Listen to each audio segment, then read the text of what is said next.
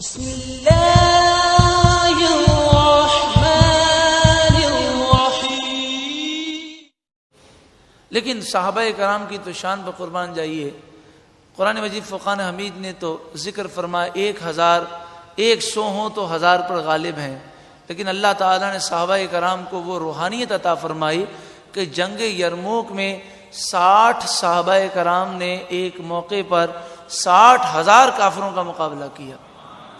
اور جب حضرت خالد بن ولید رضی اللہ تعالیٰ عنہ 60 مسلمانوں کو لے کر جنگ کرنے کے لیے گئے تو اس وقت جنگ یرموک میں مسلمانوں کی تعداد 30,000 تھی، کافروں کی تعداد 12 لاکھ تھی۔ کافروں نے 60,000 کا لشکر نکالا اور کہا پہلے ان سے لڑو پھر بعد میں ہم سے لڑنا۔ تو حضرت ابو عبیدہ نے رضی اللہ تعالیٰ عنہ نے 30,000 کا لشکر ان کے سامنے کھڑا کر دیا۔ تو حضرت خالد بن ولید نے عرض کیا کہ آپ امیر لشکر ہیں، میں آپ سے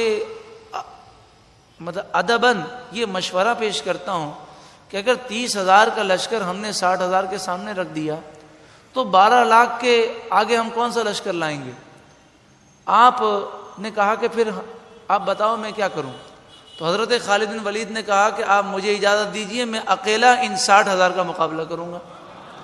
تو حضرت ابو عبیدہ بن جراح نے کہا اے خالد بن ولید، آپ جیسے عظیم جرنیل کو میں خودکشی کی دعوت نہیں دوں گا، میرے نزدیک تو یہ خودکشی ہے، میری تو سمجھ میں یہ بات نہیں آتی۔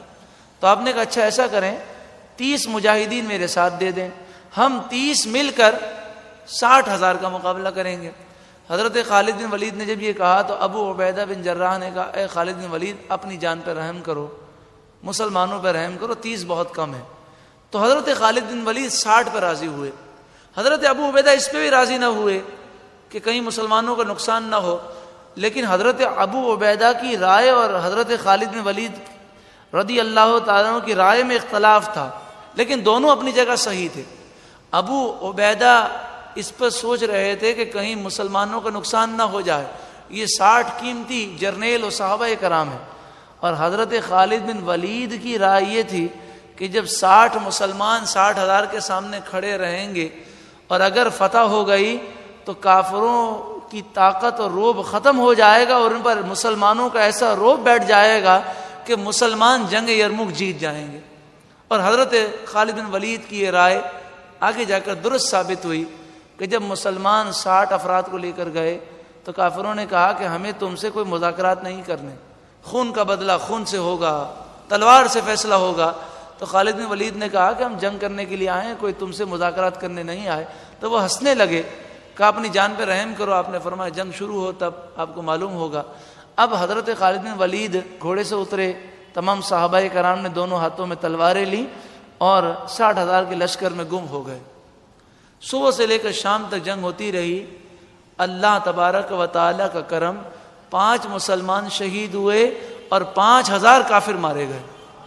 حضرت خالد بن ولید نے اتنی تلواریں توڑی اور اتنی تیزی سے آپ نے تلوار چلائی کہ امامے سے لے کر آپ کے سر مبارک پر اس وقت جو کالا امامہ تھا حضرت خالد بن ولید رضی اللہ تعالیٰ، تو کالا امامے پر اگر لال رنگ لگ جائے تو آسانی سے وہ پکڑتا نہیں ہے، لیکن اتنے آپ نے کافروں کو قتل کیا کہ سر سے لے کر پاؤں تک آپ بالکل لال اور سرخ ہو گئے تھے۔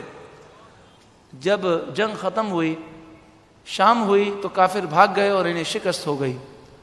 تو مسلمانوں کے 5 مسلمان شہید ہو گئے۔ حضرت خالد بن ولید نے اس پر بھی افسوس کیا۔ اللہ تبارک و تعالی نے صحابہ کرام کو وہ روحانیت دی، وہ نورانیت دی کہ وہ بڑے سے بڑے لشکر کے سامنے بھی ڈرتے نہیں تھے۔ اللہ تعالی نور قرآن کے صدقے میں تمام مسلمانوں کو وہی غلبہ اور وہی عروج نصیب فرمائے۔ وہ لے لیجئے تم کو جو راضی کرے، ٹھیک ہونا میرا ذات تم پہ کروڑوں درود